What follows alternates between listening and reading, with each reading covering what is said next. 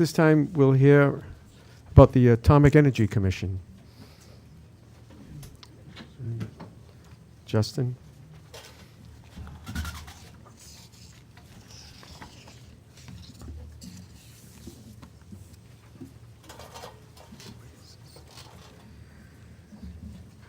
Any witnesses?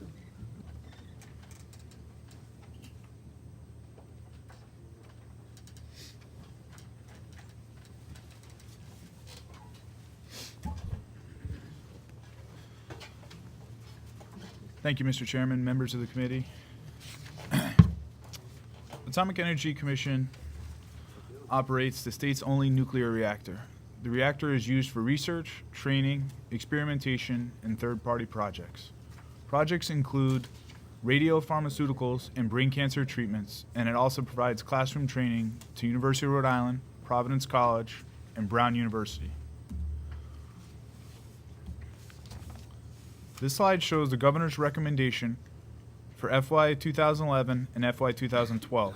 He recommends $0.9 million for general revenues in 11 and 12.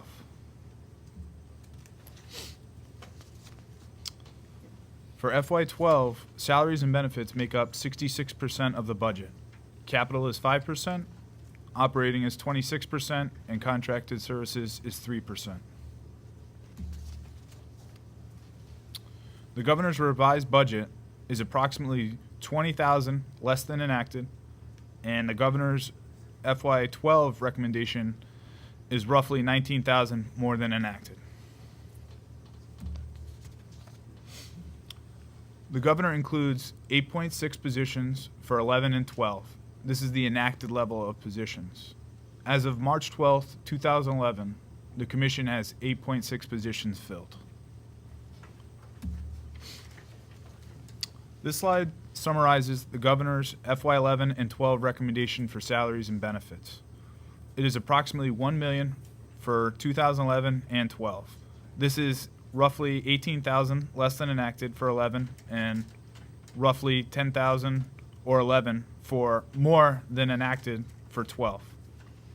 Changes include funding for a part-time janitor and intern position, correctly reflecting the positions currently filled, and an updated benefit rate adjustments. There is also a 3% cost of living adjustment for 12.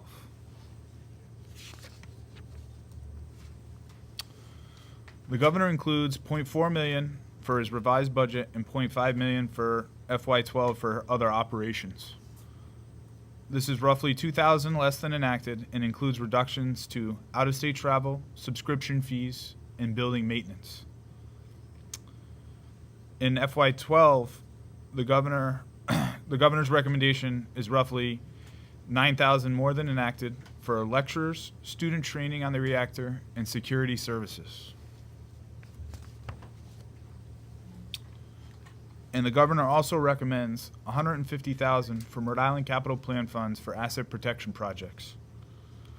This is $50,000 per year for FY 2012 through FY 2014.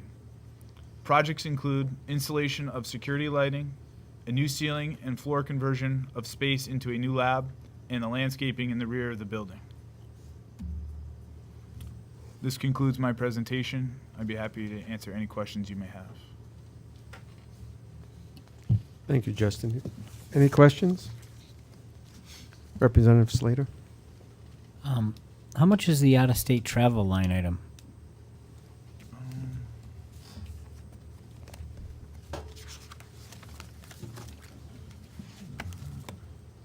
It's something I don't have All right. right You here, just but I can get back Look to that you. up and maybe where we're traveling and what it's for exactly. So Okay. I could ask whoever. Yeah, is I coming know up after. the director's here, and All he'd right. be able to answer that question as well. Representative Savage? Thank you and welcome. When we're looking at sources of other funds, would that be inclusive of tuitions for training, for example, for students from Brown or Providence College? No, it wouldn't. Do you know if in fact they do receive tuition, or No, they do not. So the cost is, the training is offered free by the state?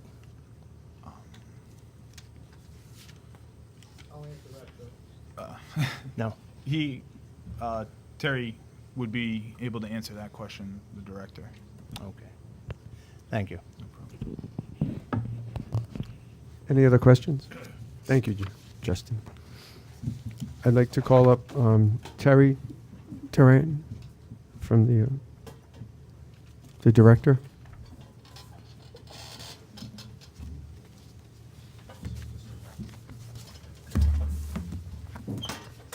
Let me answer the first two questions.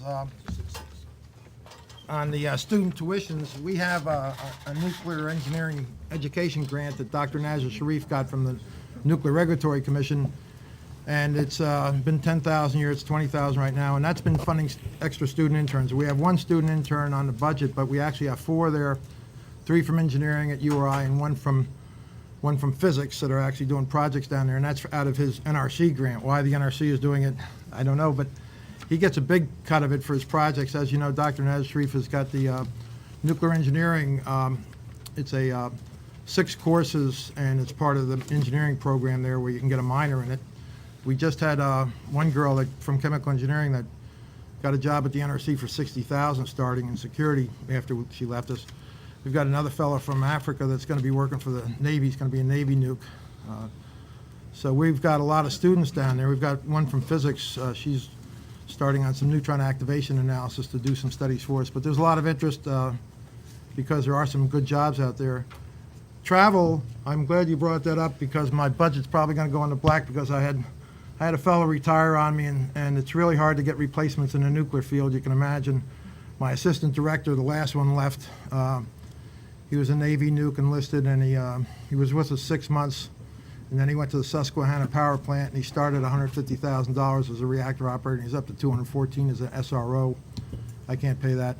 So when my health physics fellow retired, fortunately we got a student from URI, and I had to send him to school at Oak Ridge for a month, and that was $15,000. And I had to send him to Connecticut for school because we run the URI radiation safety program, which is not only radioactive materials. You know, the ship has, when it goes to sea, a lot of the tracer work, 30% of your Nobel Prize in biology or use some kind of tracer. And so we do that, but we also do lasers. We also do X-ray machines, anything to do with radiation, non-ionizing or ionizing. So we have to regulate that, any experiments, any of the stuff that they use in the biology areas to, as tracers, C14 or tritium. So I had to train them on that too, plus radioactive material shipping. We have the stuff coming in and out. So that's where that hole is. It's probably going to be about, I sucked up $15,000 out of a grant that was left. And it's probably going to be $15,000 the other way. As far as my travel, I think 2 years ago I went down to the Cape for a day, and I haven't been able to send my kids, my young guys, to TRT or any of the other stuff. The only travel we did is the commissioners all went to Washington about the relicensing. We had to go down there and straighten that out, and that was a one-day trip. But we don't do much travel. But we do education because I've got young people, and I do have to train them because it is a technical area. Does that answer the first two? Now, what do we do down there? I know we've been in the press a lot. We've got a lot going on. We just won a big American Nuclear Society award. In fact, they're down there today putting the pipes in for a sample changer, a really nice sample changer. And we were up against the top schools, MIT and Purdue and everybody else. And Dr. Nazar Sharif's class, every year they do a senior project. And this year's project won, and that comes out of our budget too. But we do have grant money. You know, if you notice, yes, it's $1.5 million, but grants, the last year we just finished $247,000. I've got $400,000 submitted for this year, and that's DOE. And the other place that the money comes from is we have the URI safety program. 3 of those people work that job, and they work for us too. It's a synergistic effect. It's good. If the ship needs a bunch of guys to sail, we go down there. If we have a problem like moving fuel, we can move people around. And we also have all the equipment there that we get under government grants, a lot of equipment under government grants that the university can use. We just got a new Alpha Spec, which is really interesting. We've got a whole new lab for $250,000. but we're doing a lot of training. Our emphasis when I first came 19 years ago